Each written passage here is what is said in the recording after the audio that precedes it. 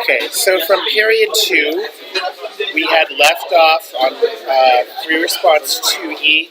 So let me get you guys together. No, switch seats. Like, I mean, like, you sit here. You sit here. I don't want to see you either. Well, you don't have to. No, because I want to focus. That's the first order. Okay, here, sit. Okay, so we're starting off with letter, I think we all did D, empirical rule. Okay, so the empirical rule only applies if you have a numerical distribution, and your numerical distribution is single peaked and symmetric, which is synonymous for us with approximately normal. So as long as you have a single peak symmetric distribution, you can use the empirical rule. That's the hard rule for that. It has to be single peak symmetric. Must be. Letter E. The empirical rule suggests that 68% of ash tree diameters are between which two values? And so that 68% has to be a number that rings a bell with you. Okay.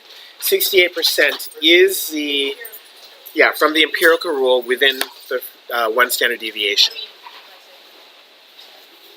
Okay, so we just got to find out where is one standard deviation, where is negative one standard deviation. That's what we're doing here. So here we're looking for one standard. Okay, so one standard deviation below the mean is the mean 11.5 minus 1 times the standard deviation of 3.842. That gets you 7.658. Okay, so that's a mean. What was that?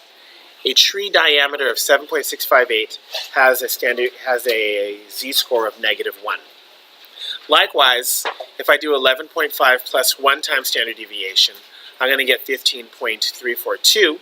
So 15.342 would be the diameter of a tree that is 1 standard deviation above the mean. Now that we know the diameters for a z-score of -1 and a z-score of +1, we can say that approximately 68% of the ash trees are between 7.658 and 15.342 inches diameter.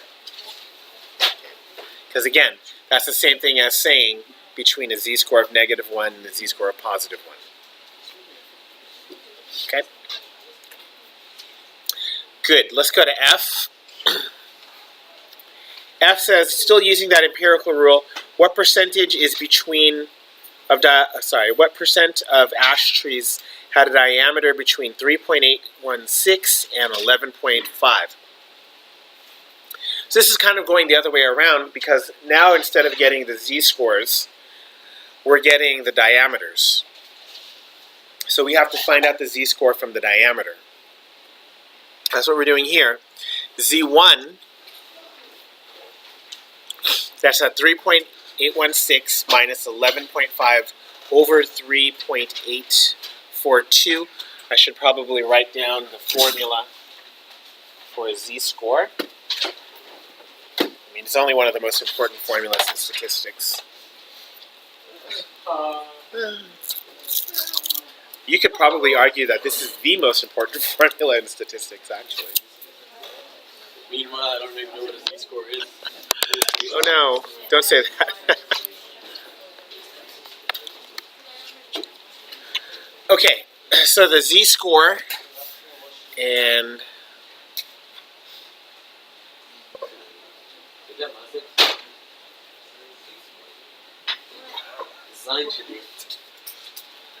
Roy, what's happening? Roy, you need to be our translator.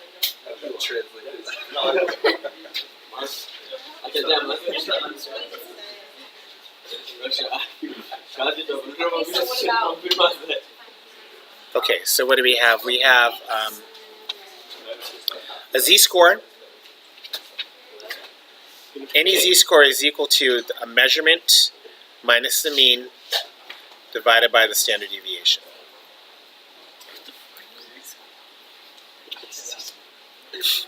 It's kind of like this. We take in this case we're talking about ash trees. and we're mapping every ash tree to something called a z-score. And the z-score just measures how far away any measurement is from the mean in terms of standard deviations. So if you have a z-score of positive 1, It's 1 point. It's one standard deviation above the mean. Yeah, that's all a z-score is. So what's the x? X would be, in this case, the diameter of the tree, since we're talking about trees. What's that? Is it the same thing with the x with the line over it? X with a line over it is the mean. The mean. Yeah, The mean. that's it. Yeah. Okay, so we get z-scores of -2 and z-score of 0. So that corresponds with this map over here. And so we're now changing it from thinking about trees to thinking about z-scores. Because we know a lot about z-scores, we don't know a whole lot about the trees. So once we've changed everything to a z-score, we're now saying with the empirical rule, what percentage is between a z-score of -2 and a z-score of 0? So the one thing that you should know right now, or one of the things you should know, is that to the left of a z-score of 0 is 50% of all the data. Okay. That's by definition. Okay. Now, using the empirical rule, the proportion that's to the left of a z-score of -2 was 0.025. So if you want to know the percentage in between -2 and 0, you just subtract 0.5 minus 0.025, and that gets you that area of 0.475. Yeah. How isn't it more than 2 standard deviations away? The standard deviation is 3.842, Uh-huh. and then we're talking between 11.5 and 3.816. Right. Yeah, 11.5 is the mean. 3.842 is from the problem. No, wait. 3.816. 3.816 is from the problem. Okay. And then 3.842 is the standard deviation. Okay. So that's basically following this formula again. Okay? So proportion between -2 and 0 is about 0.475. It's not exactly 0.475 because we're using the empirical rule, and the empirical rule only gives us an estimate, but it gives us a fairly accurate estimate. Okay, any more thoughts on G? I'm sorry, F. E and F are really kind of bread and butter problems for statistics. Okay, let's take a look at G. We're using the empirical rule again, and we want to know the percentile rank of an ash tree that has a 15.342 inch diameter. That's a pretty big tree. And there is what is percentile rank? Percentile rank is the proportion of observations that are less than or equal to your given observation. So for example, my SAT score was 1280. Okay? Oh, actually. Yeah. You had 1280? Yeah, 1280. Yeah. Huh? Yeah, in 1991. That's pretty bad. Used to be out of 1600, yeah. Oh, never mind. When they go to 24? They went to 24 like in the 2000s, somewhere. I don't know. So anyways, that corresponded, I don't even remember, but let's say that percentile rank was 84% or 84th percentile. That means that my SAT score of 1280 or 84% of the United States scored less than me. Yeah. That's what it means. So if we're talking now about trees, we're saying what percentage of the trees had a diameter that was less than 15.342. And so, since we're still using the empirical rule, we can find that area using a z-score. So the first thing we can do is, let's find that z-score of 15.342. We did that over here, and we got a z-score of 1. Okay. So next thing to do is we want to find the proportion of the z-curve that's less than a z-score of 1. So I'm going to draw a z-curve here, a normal curve.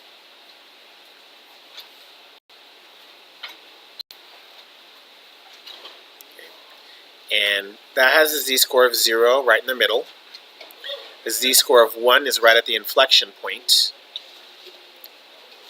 And so I had asked you to memorize a few things. That first one of them was 34% here, 34% here, 16% here, 16% here. So if I want to know what proportion is less than a z-score of 1, basically I'm asking for what is all of this stuff added together.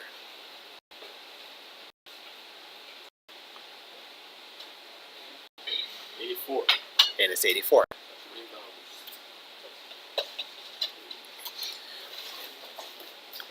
Okay, you could add all of this stuff together over here. You can either add these three together, or you can know that if you have 16% above, that must mean 84% is below. And that takes care of free response 2. So, yeah. F? Yeah, we can go over F. Okay. So we start off with what percentage of trees were between a 3.8 diameter and 11.5 diameter. So because we're using the empirical rule, that should be a key that you should be really looking at z-scores instead. So convert those two tree measurements to z-scores. You get a -2 and a 0. And then you have to conceptualize the z-curve, what percentage is between -2 and 0. Well, less than 0 is 0.5. Less than -2 is 0.25. So between -2 and 5 has got to be that 47.5. This part right here has got to be 47.5.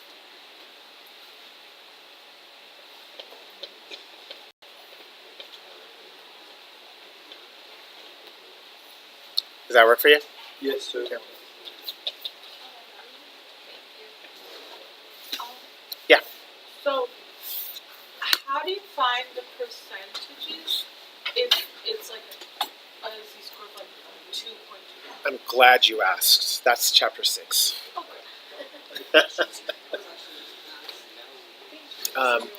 The short answer, if you want to know the short answer, is your calculator will do it for you. Good. Any other questions on the free response stuff? Because if not, I'm going to go over to the multiple choice stuff.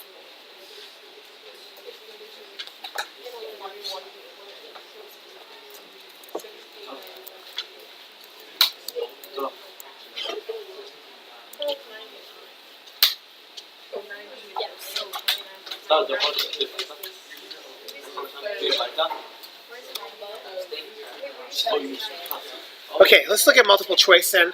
Number 1.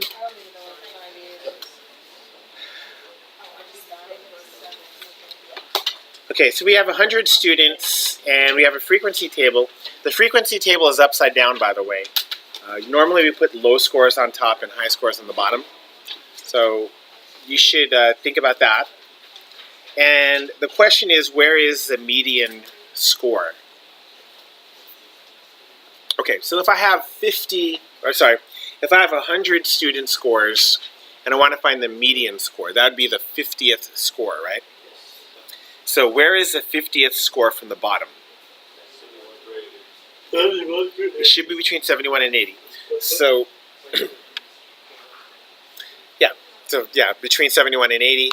I don't know, do we need more talk on that? Or Is that it? that's it, right? Oh. The 50th from the bottom is between 71 and 80. No. Mr. Ferreria, you told us about these movies. I'm so salty about that. Yeah. Let's take a look at 2, because 2 is a lot like free response to question F. We've got the distribution of actual weights for an 8-ounce candy bar produced by a certain machine has a mean of 8.1 and the standard deviation of 1 ounce. 0.1. 0.1 ounce, thank you. So notice that it says normal. So normal, that's equal to use the empirical rule.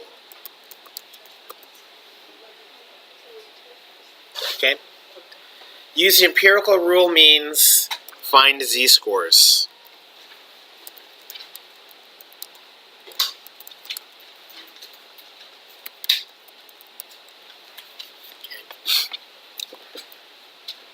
So let's find z-scores. Z1.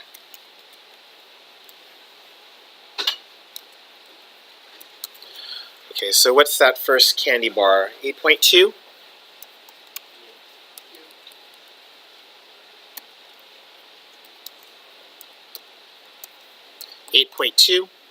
Minus, what was the mean? 8.1?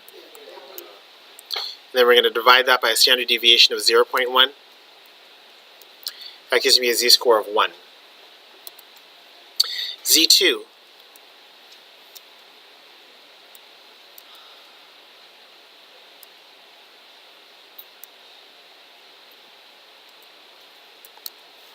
Okay, that Z2 is what, 8.3? Okay.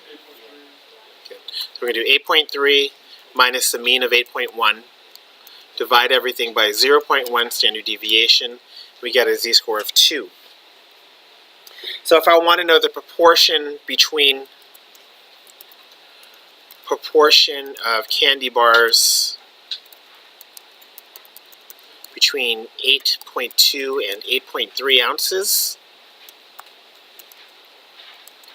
is the same as the proportion of z-curve between z equals 1 and z equals 2. Okay. So we're making this 1-to-1 correspondence between candy bar weights and z-scores. So let's draw our map. We'll draw our z-curve. I'm using the back of the pen. Okay, z-score, z-curve. There we go. Here's a mean. That has a z-score of 0, and that's 8.1 ounces. Here's a z-score of positive 1, that's 8.2 ounces, and a z-score of 2 has 8.3. So we want to know the area in between here, between a z-score of 1 and a z-score of 2.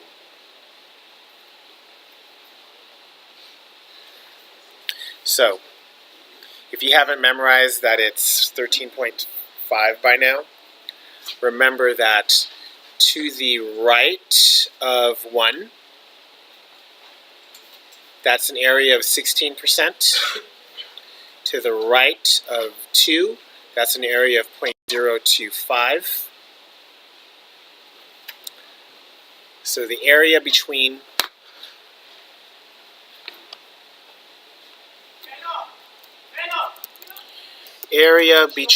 z equals 1 and z equals 2 is 0.16 minus 0.025, which is equal to 13.5. Yeah.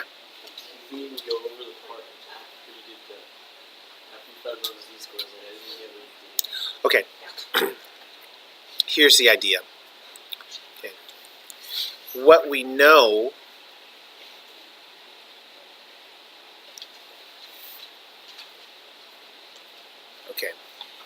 see where the z equals 1 is right here, right?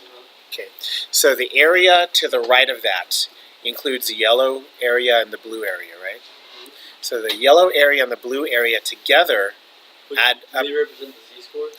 Well, they're related to the z-scores, but they're not the same thing as the z-scores. How do you decide that you change those areas? Because I want to know between 1 and 2, and 1 is always here, and 2 is always here.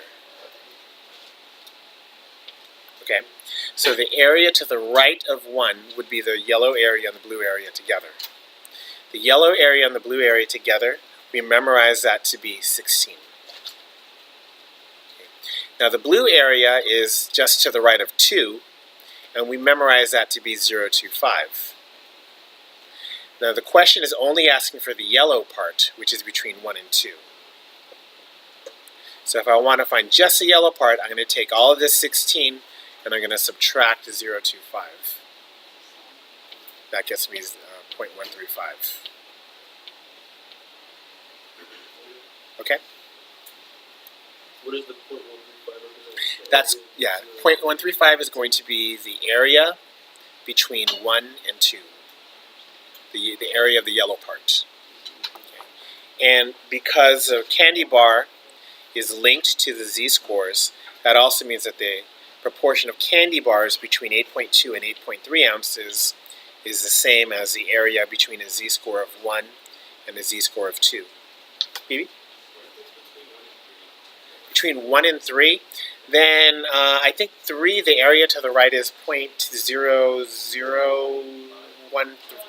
Do we get that? Yeah. Do we get that kind of question? Like that? Possible.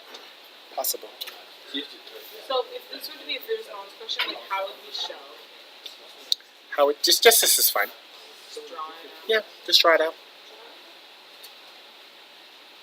We'll have more sophisticated ways of doing it later, like in chapter 6. But for right now, just drawing it is fine. Is there another part of this question? Yeah, okay, so. Nice shot. Therefore, the proportion of candy bars between 8.2 and 8.3 ounces is 0.135 as well.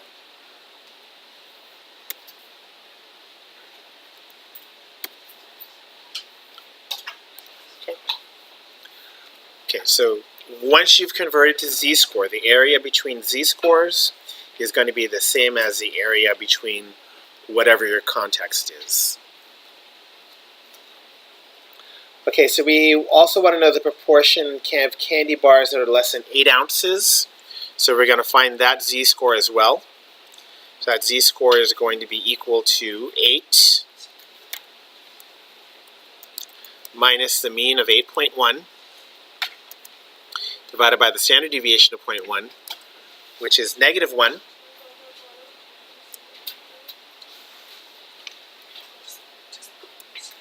So the proportion of candy bars less than 8 ounces is the same as the proportion of the z-curve less than z equals -1. Sorry? I didn't write 8. You're right.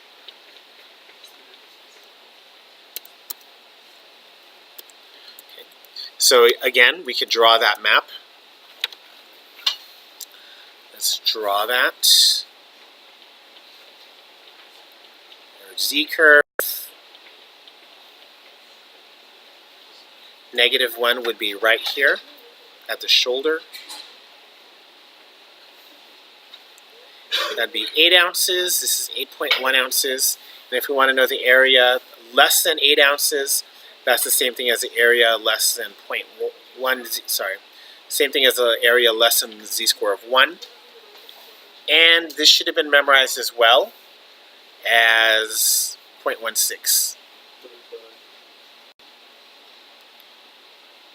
Okay, the area to the left of a z-score of 1 is 0.16.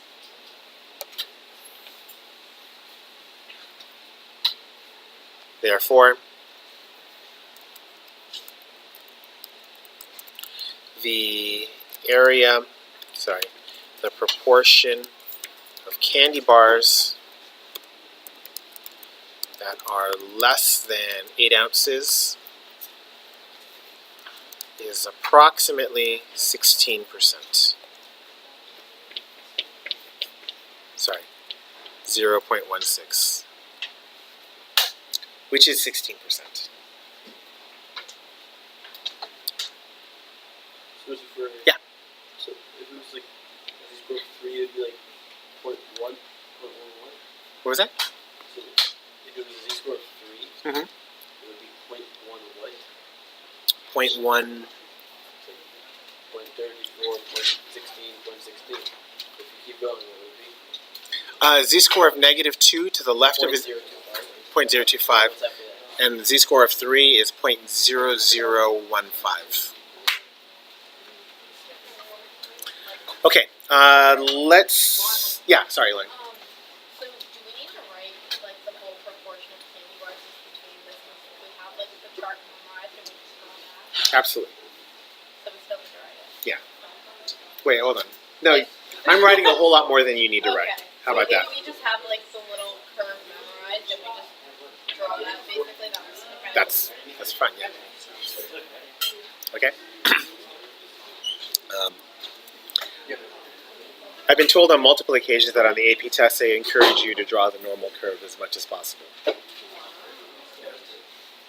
It actually counts for justification.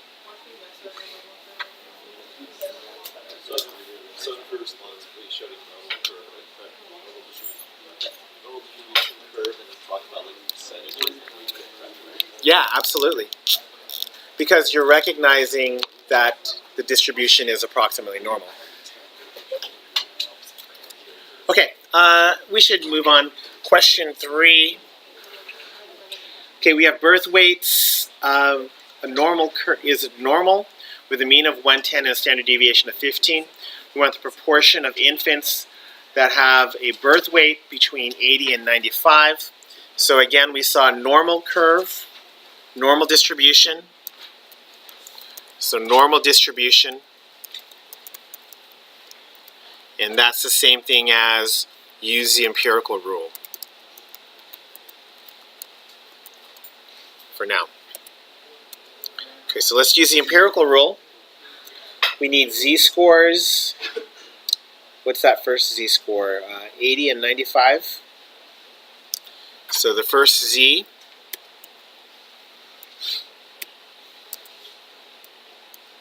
is going to be 80 minus the mean of, help me out here, what's the mean? 110 and standard deviation? 15. That's a z-score of -2. The second z-score is at 90? 95. 95 minus 110 over 15. That's the z-score of -1. And so you've memorized that by now, hopefully. So proportion between, what is that, 80 and 95 ounces is the same as proportion between z equals -2 and z equals -1, which is 0.135. Can you just like, would it work like that for every time when you just add the z-scores? It's like -2 plus -1, then the z-score of that's -3. That's 0.135. It doesn't quite work that way. It doesn't work that way. How'd you do that? It's the same thing as, basically the same question as this one, but instead of doing a positive z-score, you're doing a negative z-score. Can you do that for a second? Go down.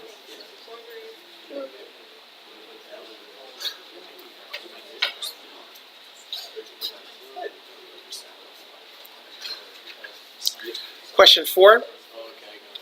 First quartile. So question 4 and 5 are calculator questions again, right? So 4, calculator. 1 var stats. Right? Same thing with 5.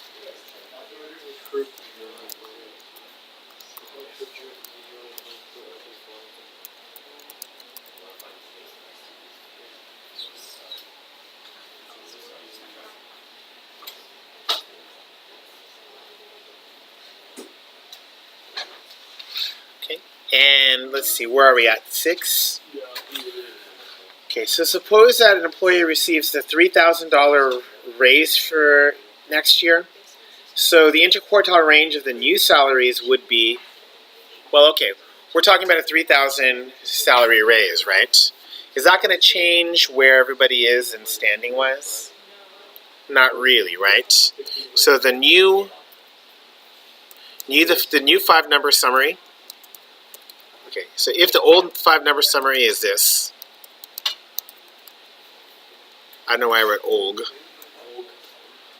The old 5-number summary, that's going to be equal to, what is that? Min, Q1, median, Q3, and max, right? The new 5-number summary, we're just going to take each one of those measurements and we're going to add 3,000 to them.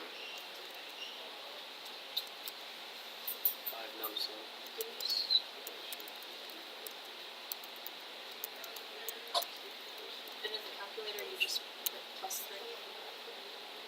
Hmm? And if you're plugging like this calculator, you just put +3. Plus 3? Just put L2 and put plus 3. Yeah, You can put L1 it plus is 3. 3. And Yeah. then just calculate it there.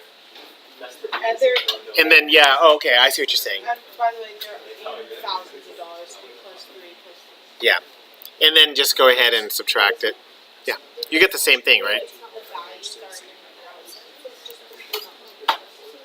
Yeah, so like unless you wrote out full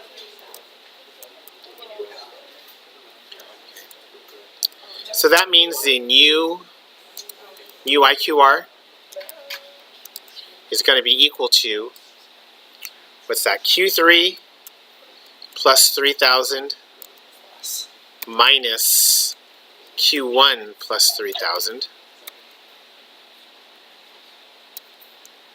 And lo and behold, by the magic of algebra, that's just equal to Q3 minus Q1, which is the old IQR. Okay. What question was that? 6. Number 6.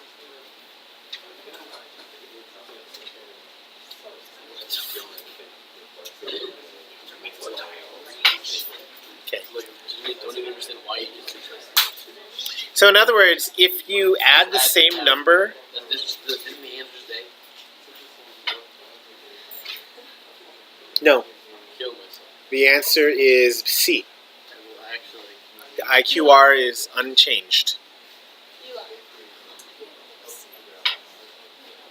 yo, what's up? No, I think I get it. Okay, what?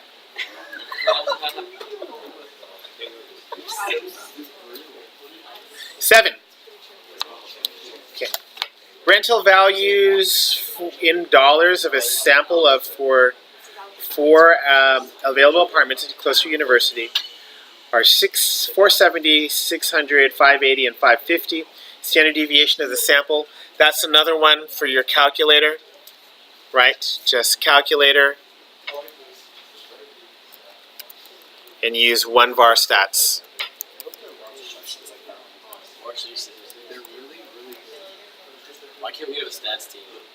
Varsity stats team. Varsity stats team. What would we do? One bar. Extreme stats. Build calculators. No, actually, No, I love my calculator, and then I took my friend's calculator that was better too. That's, Oh. yeah, because I can't do math. Okay, so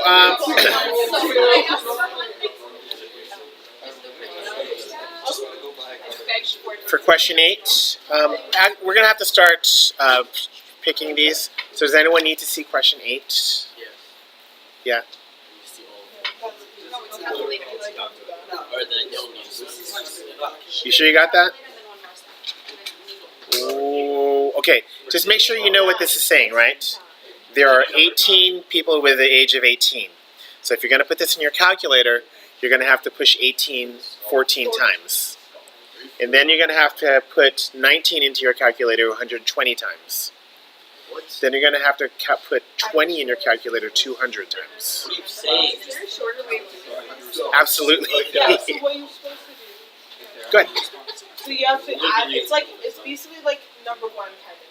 So you have to add up all of the number and find out what the total sample size is, and then find where the middle of that is.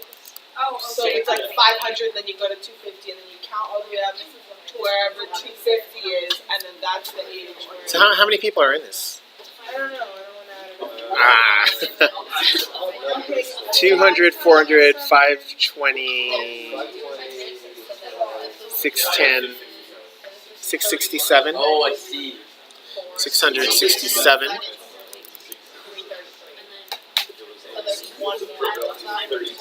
So the median age is the 333rd? 334th. Same thing. Like where. Literally giving myself It's 20. 334th. Sure, I'm gonna say How do you usually Just divide by 2. Oh, that 334th person. That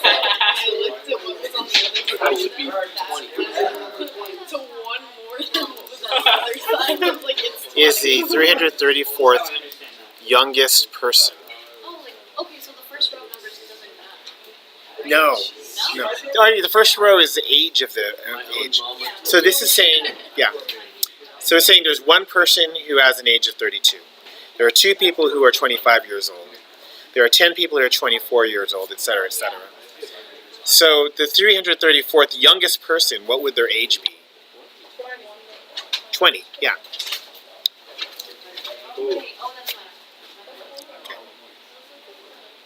Yeah? Are we good with 8? It's a little tricky, actually.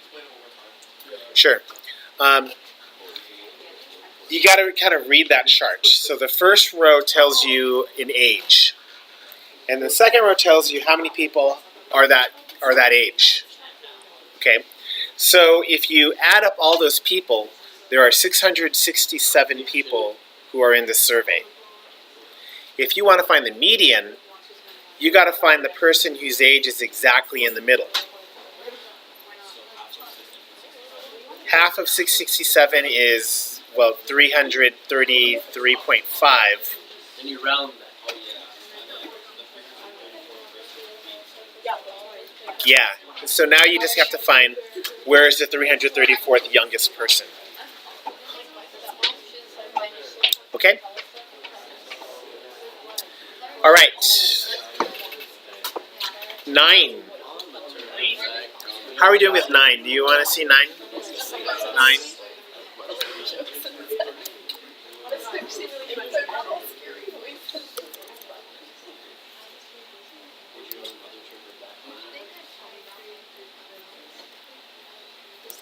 Okay. So let's do. I'll do this algebraically. We know. What do we know? We know the mean of 5 people is 30 years old, right? We also know that one of those 5 people is 50 years old, right? So from what we know the first person, okay, person 1 plus person 2 plus person 3 plus person 4 plus that 50-year-old last person. If we divide that by 5, we get, what's the average age? 30. That's the definition of an average, right? Yeah. So in other words, person 1 plus person 2 plus person 3 plus person 4 plus that 50-year-old person is equal to 150.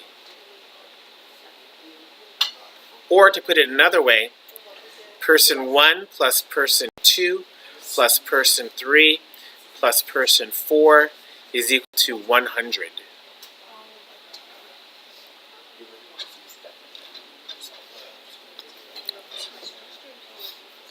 Finally, person 1 plus person 2 plus person 3 plus person 4, if I divide by 4, that's the same as 100 divided by 4, which is an average age of 25.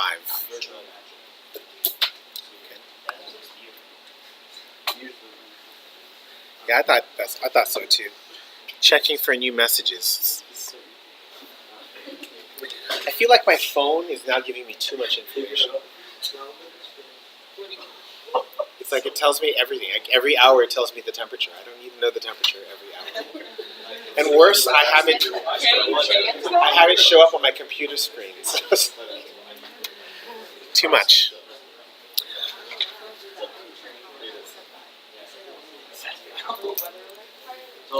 Okay. 10.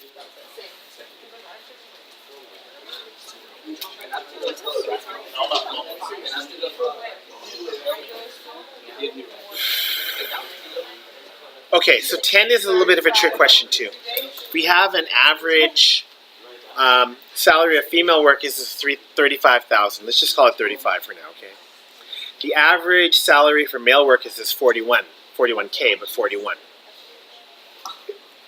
How many female workers are there? We don't know. How many male workers are there? We don't know. That could either be one person, 100 people, we have no idea. So if I try to average all the workers together, to find that average, I have to divide by how many workers there are, wouldn't I? Yeah. So you can't really figure out the average. So since we don't know how many male or female workers are,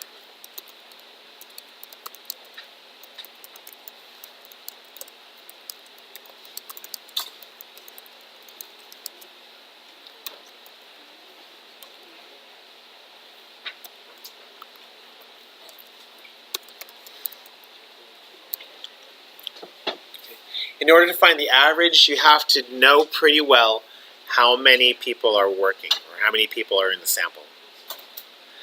So because of that, we can't say a whole lot about the average, but the only thing we could say is, since one average is larger than the other, then the average of all the workers should be between these two averages. Okay? Should be. It can't be bigger than 41,000 because you will always have those female workers on this. Is it the female workers you're making less? The female workers who are going to bring the average down. It can't be less than $35,000 because the male averages will bring it up. What's that? In an alternate universe. So all we can really say is the average has to be between 35 and 41,000. But not equal to 35. Yeah, most likely not equal to either of those numbers.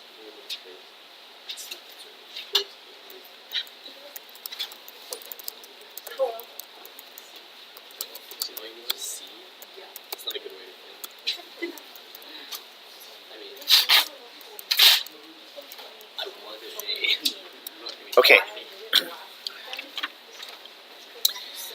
Let's take a look at the box plot for 11 through 13. For 11 through 13, a few things could help you out here. And it's every part of the box plot represents 25% of the observation. So if you look at just the lower box, that's 25% of the employees. If you look at the upper whisker, that's 25% of the employees. So based on this, okay, which one of these is true? That means 3 of these are false, 1 of them are true. So we're going to cross out the false ones. The maximum salary is between $60,000 and $70,000. Well, if you take a look at the box plot, yeah, it does. Where is my... That's not it either. I put it away. Anyways, the end of that is somewhere between 70 and 80, right? So the maximum salary should actually be somewhere between 70,000 and 80,000. So A is false, so cross it off. The minimum salary is about 20,000.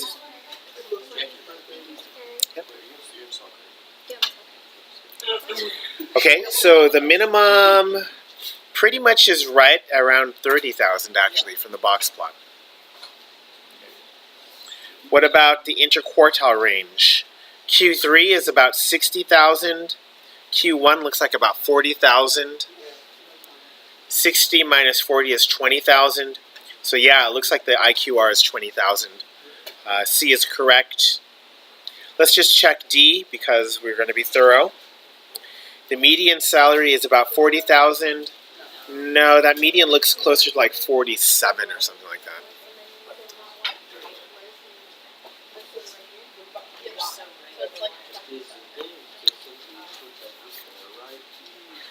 Okay, same thing. Which of the following is true? We're going to cross out anything that's false. The salary distribution is fairly symmetric. Yeah, that box plot looks pretty symmetric, right? It might be easier to see if you flip your paper sideways. What's a non-symmetric box plot? Non-symmetric would be if one side is bigger than the other side.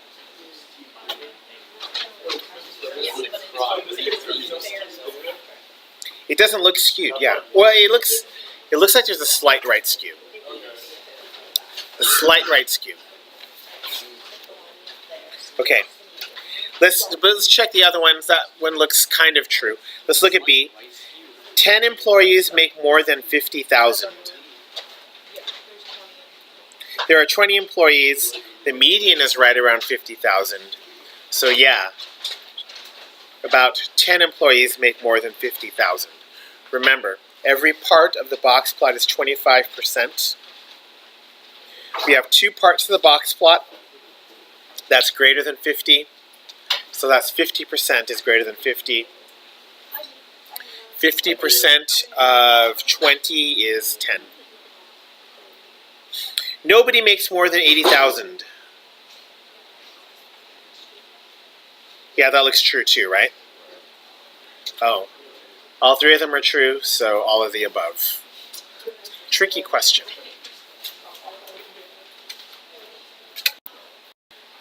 Lastly, based on the box plot, your 5-number summary, what is that, 30, 40, 50, 60, and 75?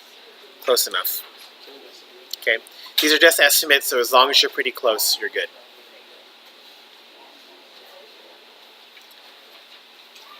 $14. Can you tell me the answer for 12 is B, right?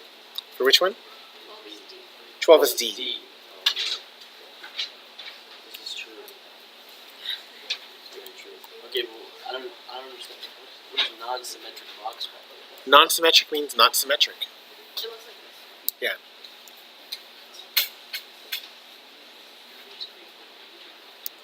Oh my goodness. What was the minimum? About 28,000? About 47? Sorry. 30.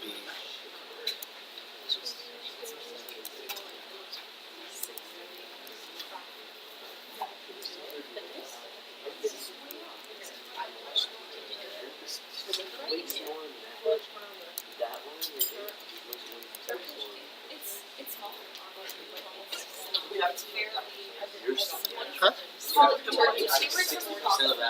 As long as you're close, you're fine. 14. A sample. Okay, so that's just put it in your calculator, right? Yes. She said she's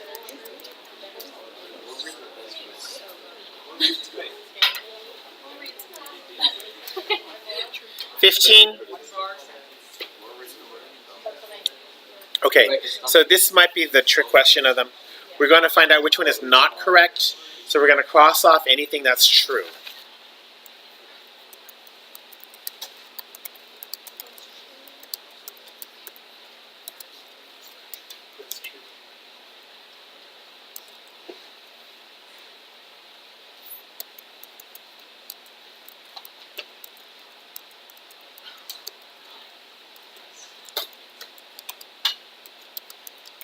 Okay, 50% of the male students have a weight between 150 and 185.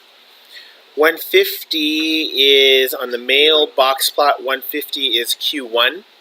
185 looks like it's Q3. So in other words, everything between the lower box and the upper box, if each box is 25%, then yes, 50% have a mean somewhere between 150 and 185. And why did you go Euro on me again? Alright, so this is not true. Or this is true, so we cross it off. Let's take a look at B. 25% of the female students weigh more than 130. Where does 130 lie in the female box plot? Right around Q3. So greater than Q3 is about 25%. So actually that's true. So we have to cross that off. How can you tell? You just kind of go up from the number line. Find 130 on the number line, and then go up until you see the. So I can tell it's 155. I'm sorry. It's like it's 155. 155. Yeah, that's the end of the end of the whisker.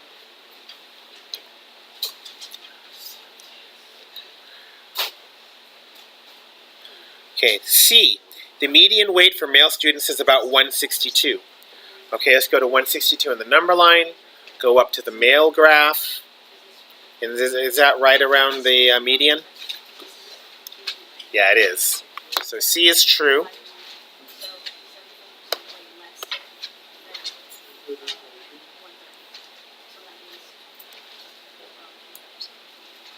C is true.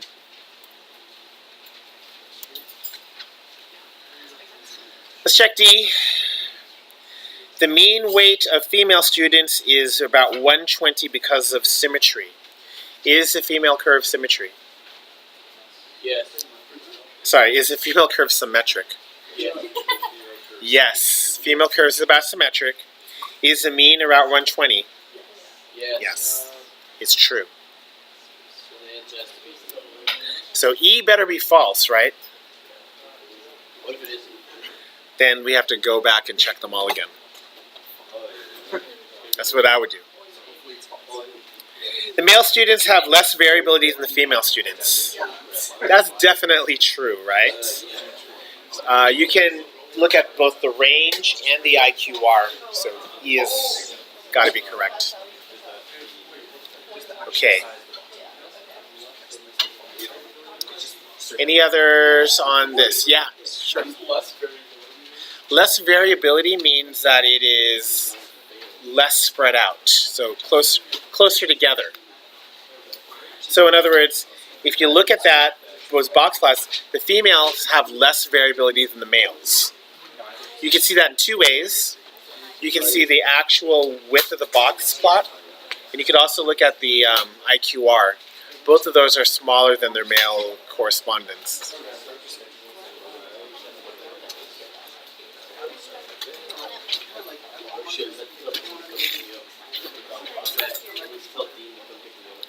Okay, everyone, if there are any more questions.